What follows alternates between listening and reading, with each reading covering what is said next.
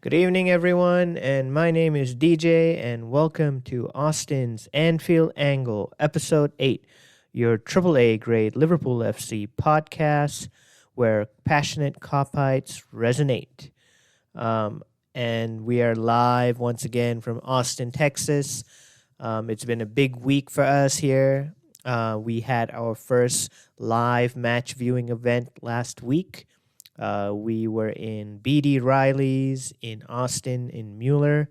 It was an amazing game. The Manchester City against Liverpool game. Liverpool won by 2-0. We'll talk a little bit more about the game on our podcast today. If you do have the time, do check out our video and check out our on YouTube.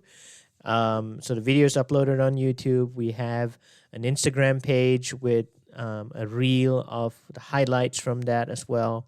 So look us up on social media, Austin's Anfield Angle, and drop us a like and drop us a share. We're trying to get more people on the more people following the page and the videos that we're posting. So that's a brief summary of what the last week was. But in today's show, we always cover three main topics.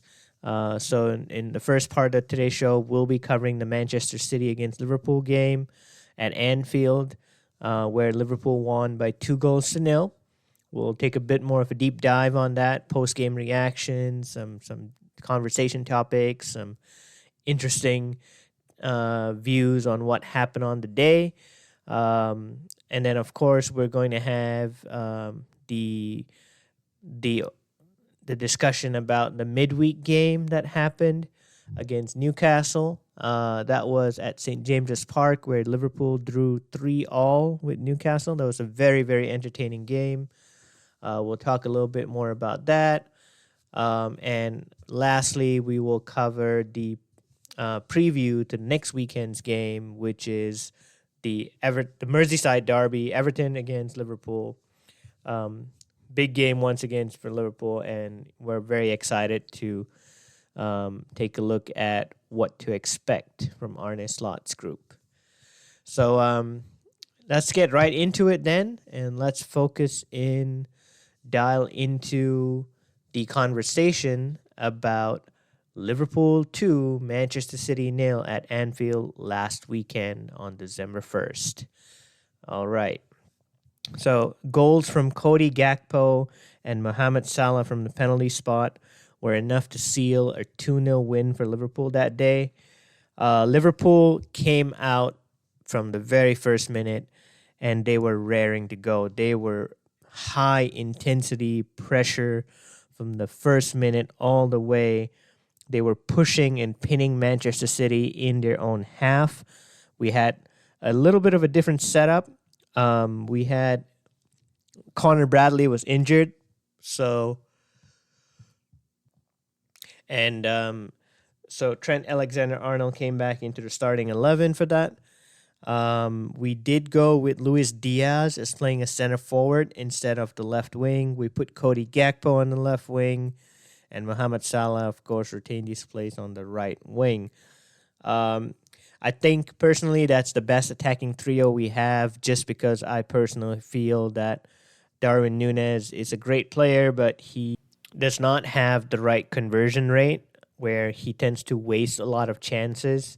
He might need 4 chances to score 1 goal, and that's not good enough for being the top of the league and for a team that's trying to win the title. You need to take your chances when you get them, and that's just being wasteful. I think Gakpo, Diaz, and Salah is the best front three option we have. So as I was saying, Liverpool really hit them on the press.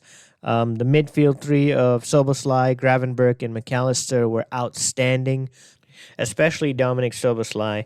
For me, he was a standout player in that midfield. He was relentless in his running. He did not stop. He was closing down everyone from Gundogan to Lewis to in Erling Haaland when he got the ball, even when it was on the opponent's side, whether it was Ruben Diaz or Akanji or Ake, like whoever it was, he basically just stayed on top of them. He was always running. He never stopped from the first minute all the way up to the last minute of the game. The midfield press was outstanding. A lot of counter press opportunities as well. We spoke about counter press on one of our previous episodes earlier in the season. I'm not going to dive into what I think the counter press should be and what it shouldn't be, but I just want to say Arne Slot's doing a fantastic job with that. So definitely Diaz playing as a striker was something a bit different. We saw them use that tactic against Bayern Leverkusen, and it turned out to be a big benefit to Liverpool. You know, with Diaz having his pace and his ability to dribble through traffic so well, definitely he was a preferred choice in that center forward role or false nine role.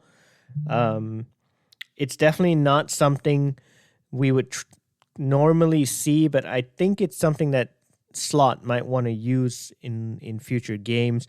It's just because of how quick he is to turn on the ball and how good he is to dribble in small, tight spaces. It was, like I said, it was very successful against Leverkusen, and it was proven to be very successful against City as well. The other thing we want to definitely bring a very quick mention of is Erling Haaland versus Virgil van Dijk. Before the game, a lot of people were saying, "Oh, Haaland's the top scorer right now. You know, he's got 12 goals. He's definitely going to get the better of Van Dijk." No way. Virgil van Dijk absolutely bullied him.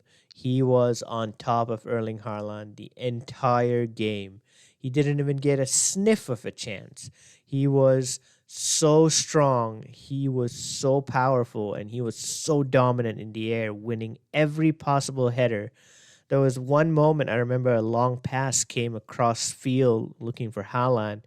Instead of panicking and trying to hit the ball away, instead Virgil van Dijk leaped, controlled the ball in the air, brought it back to the ground with Erling Haaland pressuring him, and passed it back to his goalkeeper. That just showed me the level of quality Virgil van Dijk is on, and the level of calmness that he has. He's got ice running through his veins. He is that calm to do that in one of the biggest games of the season against one of the strongest strikers of the season, and not just this season, but the last couple of seasons as well. So Virgil van Dijk, he had his own chances as well. He bullied Haaland. He almost scored twice. I think his header came off the post once, and the other time was really close. He missed it. Manchester City just had no response to controlling Virgil van Dijk. And of course, the wingers Man City had started with were definitely not doing the job for them. They were not taking players on. They were not trying to penetrate that the left back or the right back. Robertson and Trent had a very, very easy first half. They did bring on Kevin De Bruyne in the second half. They did bring on Jeremy Doku, who did take on some players and cause a little bit of trouble for Liverpool. But just thinking about the ability of Liverpool's counterattack and how threatening that is. So every time Manchester City stepped up to try and make an attack, Liverpool were so strong and so quick in their counterattack and their counter press. In fact, the counter press is how they won the penalty on the second goal, because it was Darwin Núñez who pressed and won the ball off, I think, Ruben Diaz. And then it was Luis Diaz that from Liverpool who brought the ball all the way through into the penalty box, and he just dribbled around the goalkeeper, and the goalkeeper had fouled him, and Liverpool then got the penalty, which Mohamed Salah took and scored in the 77th minute, I believe. So that was definitely great. Use of the counter press. Well done there to Arne Slot. Very quickly again, just a couple more things. Cody Gakpo, he's been performing so well for Liverpool. He definitely deserved his goal. He could have had three more, I believe. He had a couple of really good shots. Manchester City just struggled to keep him down on that left side, and every time they did try to keep him down his left side, is mainly because the focus was on Mohamed Salah on the right wing and more on the central midfield dominance where they were trying to contain them. So that was the only time when actually Gakpo was somewhat contained because they were not focusing on him. It was not really where, the defender pocketed him and, kept him down where he couldn't dribble or make space. Gakpo actually always took on his defenders. He always created a chance. He always put in a cross or he always took in a shot. So Gakpo, again, fantastic performance. The other part of it was Coleman Kelleher. So late in the game, Virgil van Dijk actually made a mistake where he gave the ball away to Kevin De Bruyne. And Kevin De Bruyne had a one-on-one chance with Coleman Kelleher. And Kelleher made an outstanding save, preventing him from scoring to keep the score at 2-0 to Liverpool. That was an outstanding save, but that does not wrap up his overall performance. I mean, he was very calm and composed throughout the entire game. He's been performing superbly well for us this season in the absence of Alisson Becker. He definitely did not look nervous on such a big game, which is a good thing. And it's really positive for us to know that he is our number 2 and we've got a better goalkeeper who is returning to full fitness very, very soon. Definitely, Coleman Kelleher didn't have too much to do, I believe. But still, it was an outstanding performance by him to keep a clean sheet. Man City did not trouble him too much, but, regardless, to keep your concentration throughout the 90 minutes to ensure people like Haaland and Gundogan and Bernardo Silva and Doku do not have opportunities to score. So that was really good overall performance from Kelleher. All right, moving on into the man of the match, and that is Mohamed Salah. Mohamed Salah, he assisted the first goal, he scored the second, he had opportunities to score at least a hat-trick, but still, he is our man of the match. He definitely played an outstanding game from the right wing to be able to cut in and toy with defenders. Basically, he was as if he was like Twinkle Toes in the box when he was in there.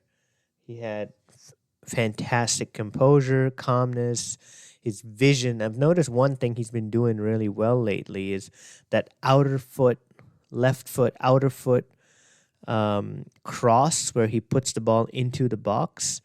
He did it this time as well. He did it to He gave a nice pass to Diaz. He's done it before to Gakpo. And that's something that most people don't really expect. And he's really been doing that fantastically well. He's got great vision. He's got great calmness and composure in the box. He's always able to pick out a pass or play a shot. And when he doesn't have the time to do either one, he's always able to dribble out into space and make a pass or take on a shot again. So, once again, Mohamed Salah, outstanding player, outstanding performance, and wrapped up a Liverpool 2-0 win. This definitely takes him to 170. After the Newcastle result, which we will talk about very soon as well, Salah's got 2 more goals there. So it's taken his tally to 170 goals in overall for Liverpool.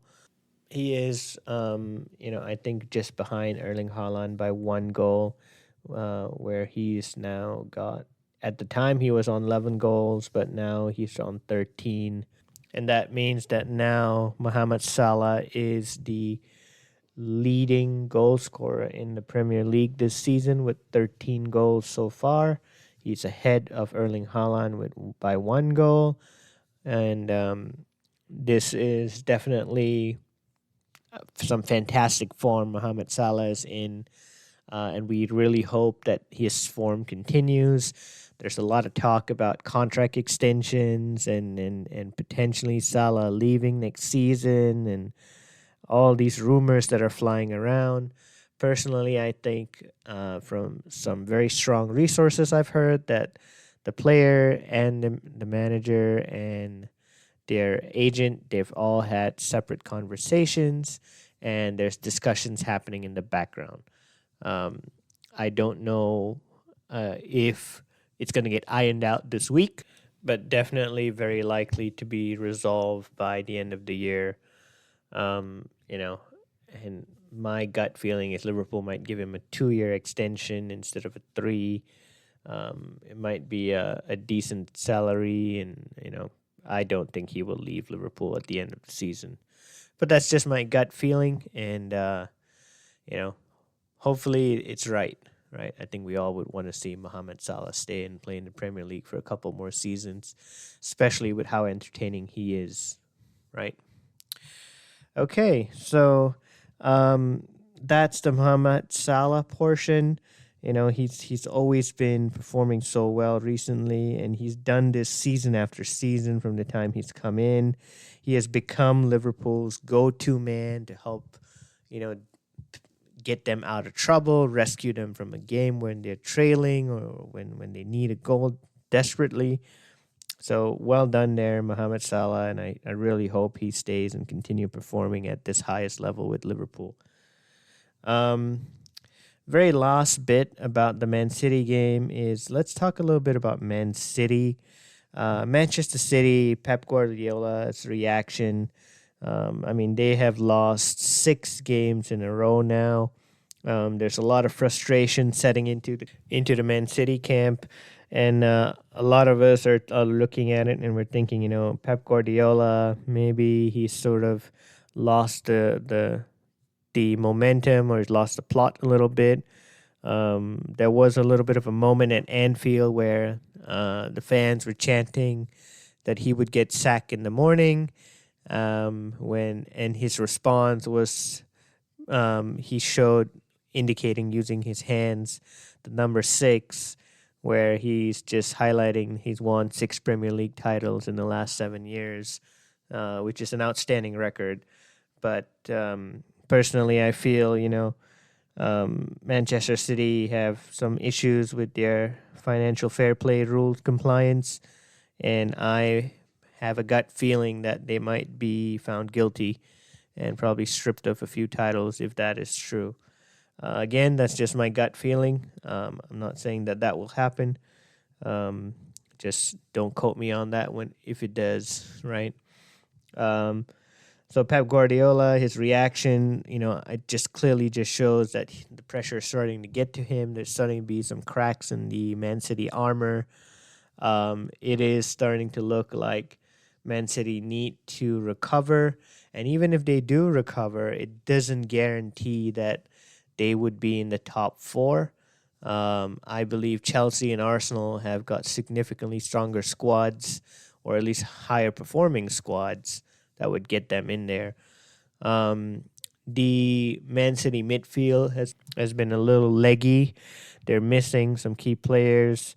And I think we tend to see this with a lot of big teams. That midfield has to have the ability to play under high intensity and do a lot of running.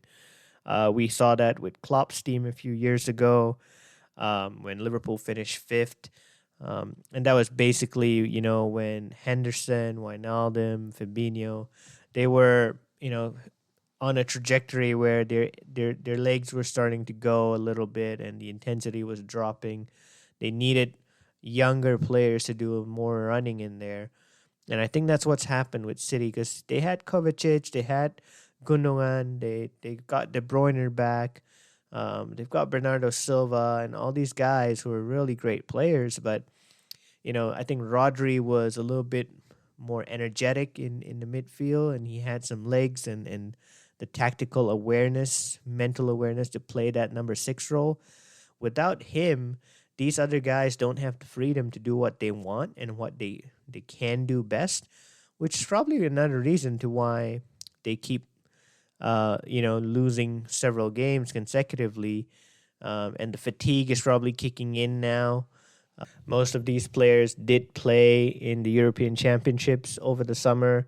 They've had very little time to rest and recuperate from a long season. And we know there's so many games that these players play throughout the entire season. So a little bit of fatigue there. And of course, the players that I just mentioned in Man City, they're definitely aging and on the wrong side of 30. So they're probably losing their legs a little bit. And maybe if Guardiola is going to stay, he might have to rebuild that midfield with a fresh new set of faces to run for the team. But anyway, that wraps up our first section about talking about the Manchester City game against Liverpool. So great result for us, 2-0 win. When we come back, we're going to talk about the midweek clash at St. James's Park where Newcastle hosted Liverpool, which ended in a 3-3 draw. We'll dive into more discussions on that after a very short break. Talk to you guys soon.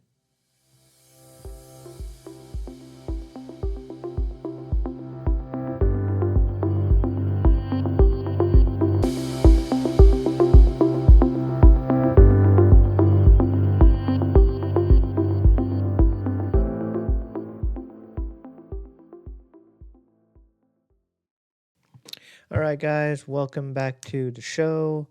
And we're starting the next section right now. We're going to be looking at Liverpool's midweek game where Arne Slot's team, top of the table, 9 points clear of second place Arsenal at the time, they took on Newcastle United at St. James's Park. This game was anticipated to be a tough away fixture for Liverpool. Newcastle always play a very entertaining game against Liverpool. And Newcastle tend to always have a very strong approach when they're at St. James's Park. They're really quick on the press, hit hard on the counterattack. The fans get behind them. And in this case today, they definitely gave Liverpool a run for their money. So for those of you who did not know, Liverpool played out a 3-3 draw in this game over here. Andre Isak gave them the lead in the 35th minute. It was a fantastic shot from outside the penalty box. It was a mistake from McAllister. He gave the ball away.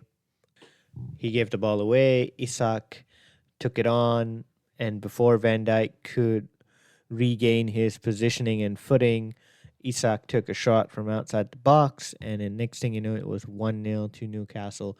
Newcastle took that lead into halftime. In the second half, Liverpool came back with an equalizer from Curtis Jones, only for Anthony Gordon to put the hosts back in front 12 minutes later on the 62nd minute.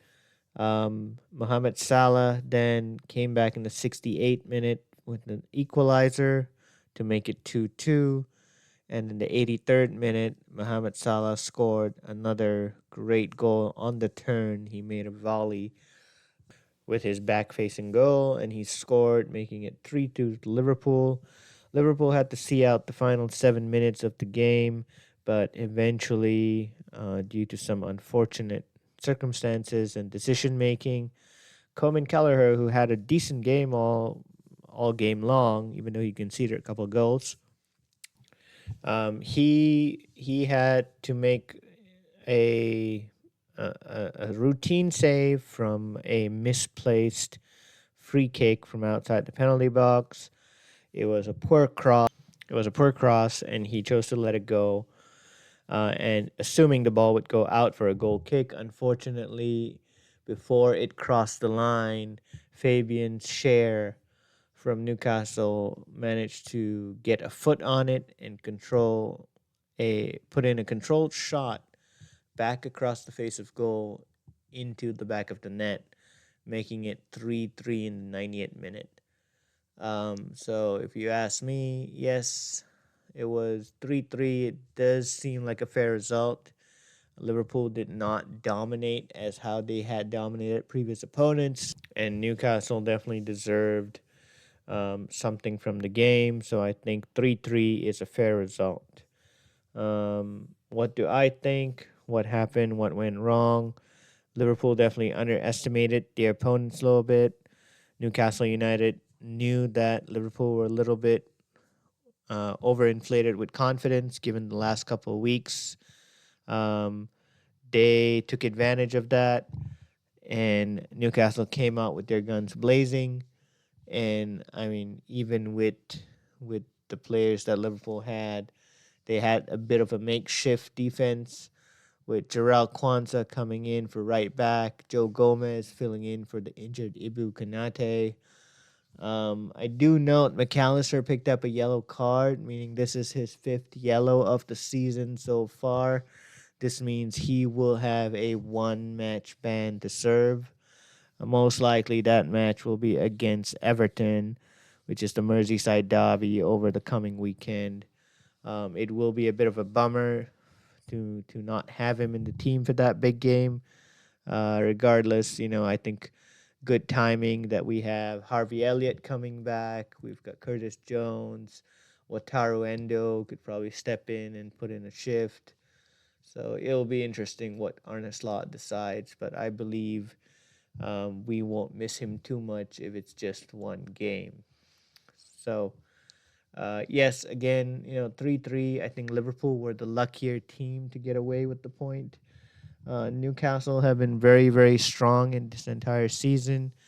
They've done so well. They've won against some of the big teams. They've held some of the big teams at St James's Park. So the fact that Liverpool actually came away with a point is actually a very positive note. Definitely a lot of relief for Arne Slot. Um, I think he must have come off a bit of a high after the multiple wins in Europe and in the league against Man City in the last couple of weeks. But this game is definitely arguably one of the toughest games he's had this season. It was very, very clear that Liverpool struggled with Newcastle's press, given the makeshift defense, like I said. And I think, in the second half, they definitely came back trying to turn things around. Mohamed Salah, again, he's what a player, right? We saw moves in the game where he was tiptoeing through defenders and controlling the ball, which is something what I would say I've seen Messi do, or maybe even Maradona. Um, but this was pretty insane to see Mohamed Salah do that. My personal opinion, I mean, he's definitely deserved a contract extension given the way he's playing. He seems to be rescuing Liverpool out of trouble week in and week out. And getting the goals, getting the assists. So he's been performing outstandingly well. Um, Definitely deserving of a contract extension. However, I don't know what the plans are at Liverpool Football Club. They might have their own view and their own preference, a separate strategy maybe. So we'll have to wait and see how that pans out. Um, the never die attitude, never give up attitude was very evident in the Liverpool team. Despite going a goal down, they continued to press and push forward and take chances. It was very, very interesting. I think the goals from Salah has now taken him to his total tally of 13 goals this season, making him the top scorer in the league for now. He is up to 170 goals, I believe. He's just 5 behind Thierry Henry in the all-time Premier League goal scorers list. I definitely believe he will beat that very soon. Um, and of course, there is a little bit of concern given that Liverpool have done really well up to now.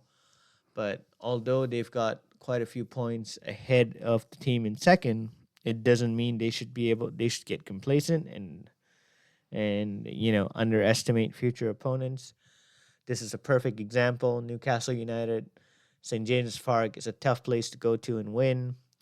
And it was evident today that they could not just bully their opponents despite how good Liverpool are. Um, Having said that, I'm very thankful that we came away with the point. I would take that and I would go back to the drawing board because I think the players definitely owe us a bit of a stronger performance in the next game.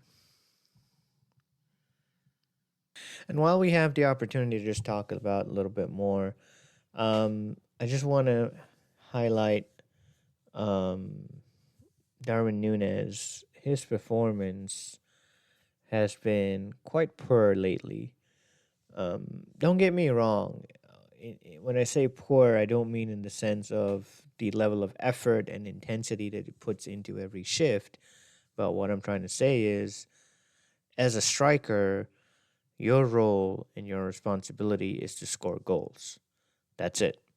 Yeah, you can get an assist and you can help make some fancy passes and help with the pressure. But ultimately, your responsibility is to score goals. When you score goals, you win games. When you win games, you win titles. Ever since Darwin Nunez moved to Liverpool, he's been in a little bit of a um, pickle, I would say, in a challenging situation where it could be just his ability to adapt to the game, his style, his approach. He's a little more intense, um, difficult with the language barrier.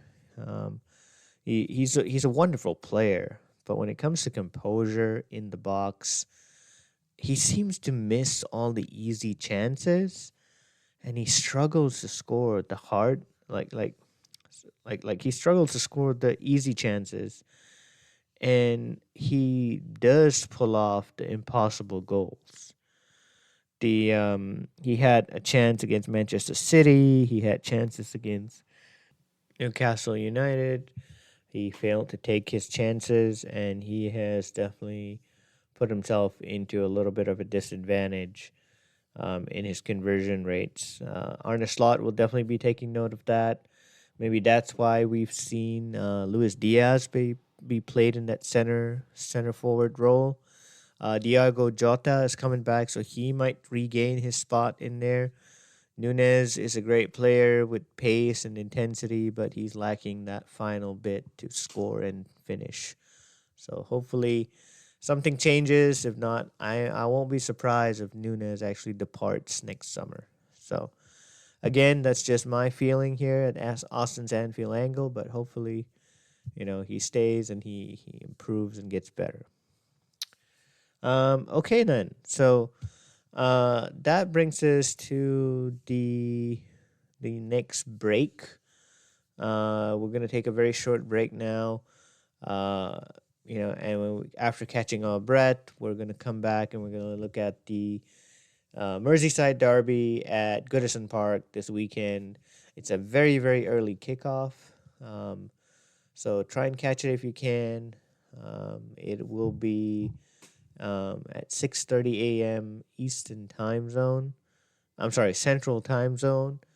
So that will be something you want to catch.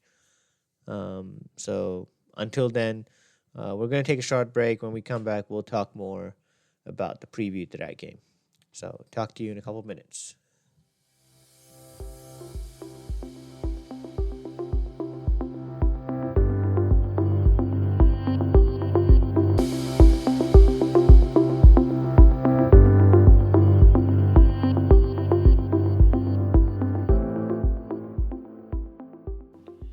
All right, welcome back, guys. And we are now heading into the final section of our show, which is the preview to the upcoming Merseyside derby that's being held at Goodison Park this Saturday at 6:30 a.m. Central Time Zone here in Austin, Texas. 6:30 a.m. Yes, it is an early kickoff for all of us here in Texas. Try to catch it wherever you can. Check your local listings if you're somewhere else. This will be a good game, as the Merseyside Derby has always turned out to be an entertaining game. Um, In this case, Liverpool, who still are in first place, they have form. Basically, their form is quite close to perfect.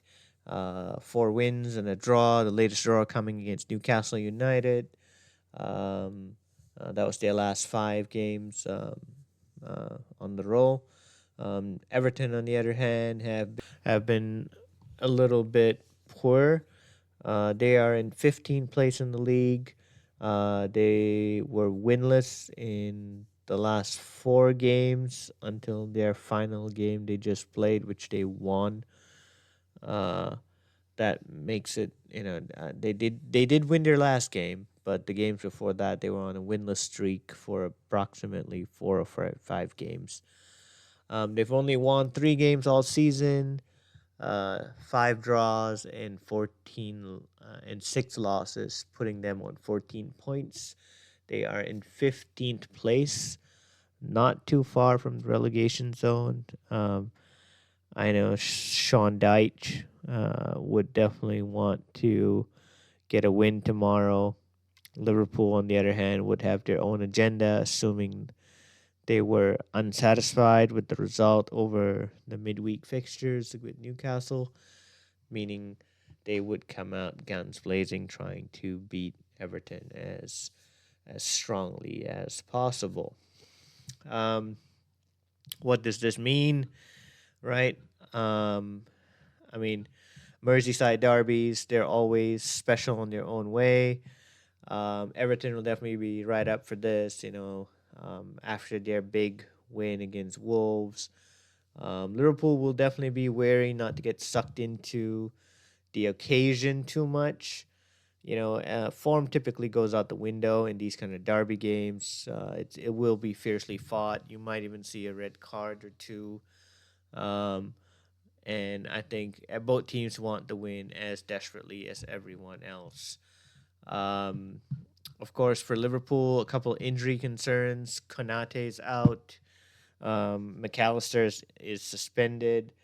There is some concern that maybe Trent may not start the game, or he may. Gerald Kwanzaa, if he does come in. And I don't know why Arne Slot is seeming to like to use Gerald Kwanzaa as a right fullback. I think Joe Gomez has played that role before. He would be better to fill in as a right fullback, and Gerald Kwanzaa step into center defense with Van Dyke. But hey, maybe it's something they worked on in training and they've planned about this. So I'm no expert. I'm just a big Liverpool fan with my own opinions on here. So that's one area of concern. We already touched on Nunez and Salah. Nunez might be given the option to start the game. I think Diaz might come back in. Maybe Gakpo get a rest. Salah has been outstanding in the last few games, so he will definitely start. We will need him to produce some goals in this fixture just to give Liverpool a bit more comfort. When Liverpool did draw in midweek, Arsenal did win their game, so they closed the gap from 9 points to just 7 points now. And it just shows you how competitive this English Premier League is. Just because one weekend and the numbers get changed, and all of a sudden that gap doesn't feel any big and as big anymore, right? So that's just my take. Um, Everton definitely would want to get the win just so they can climb out of the bottom three of the league. They definitely do not want to start their first year in their new stadium in the championship, which will be a big bummer if that happens, but we'll have to see. You know, um, Liverpool, like I said, it's coming up to Christmas with all these fixtures. Fatigue might set in. There are some concerns, with Andy Robertson not playing his best football. Ryan Gravenberg is playing in that number 6 role. He too, I believe, is one yellow card away from missing, getting a one-game suspension. McAllister will most likely serve his this weekend, and Gravenberg has to be cautious because he might want to choose his tackles carefully. Because if he gets one and the following game is a big team, then he would end up missing that fixture. So that's typically what I would expect. I do foresee it will be a cagey game from the start.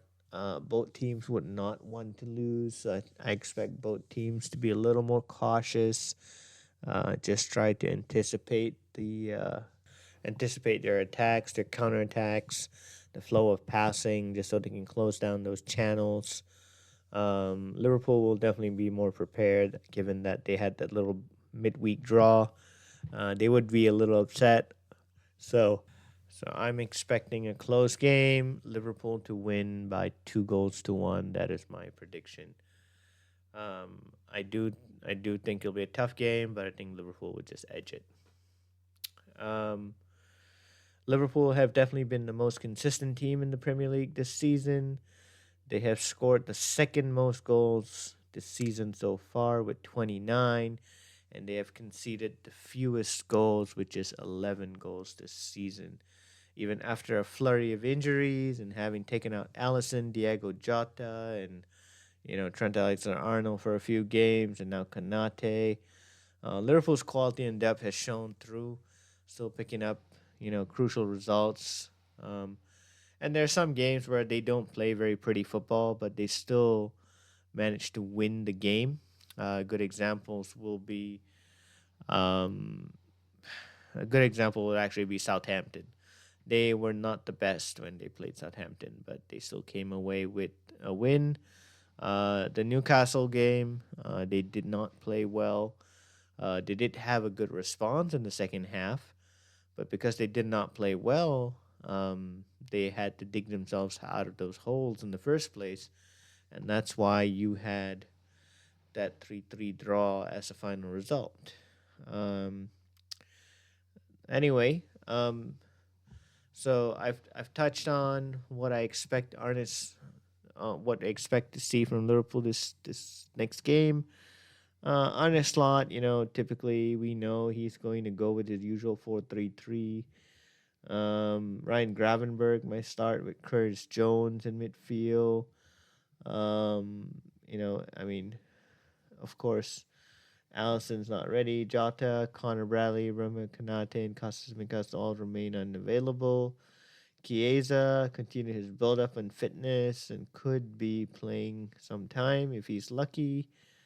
Um, for Everton, I believe Michael Keane is in contention for the game after being a month out.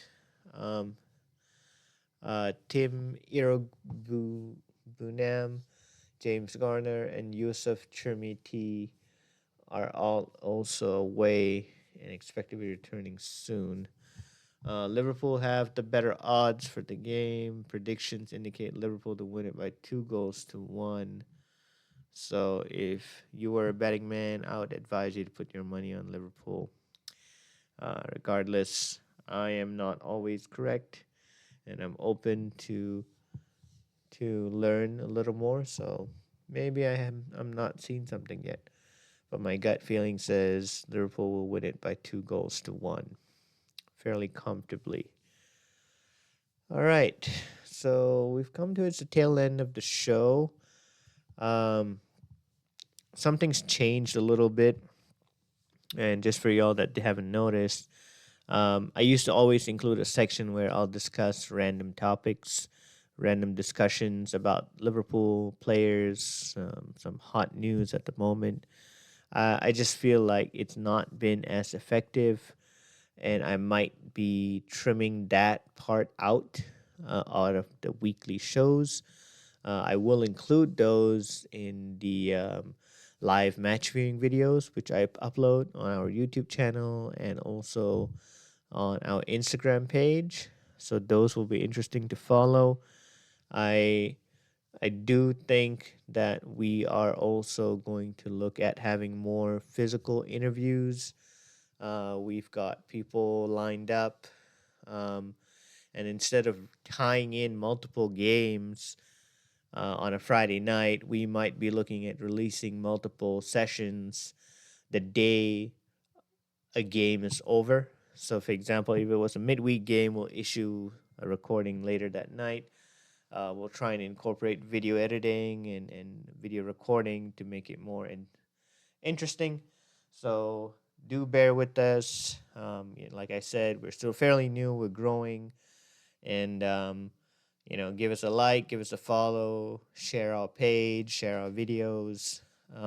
Austin's Anfield Angle on Instagram, Spotify, and on Threads as well. We are on YouTube, same name, Austin's Anfield Angle. Give us a like, follow, subscribe. All right, then. So, once again, we just want to say thank you, everyone, for taking your time listening to our show tonight.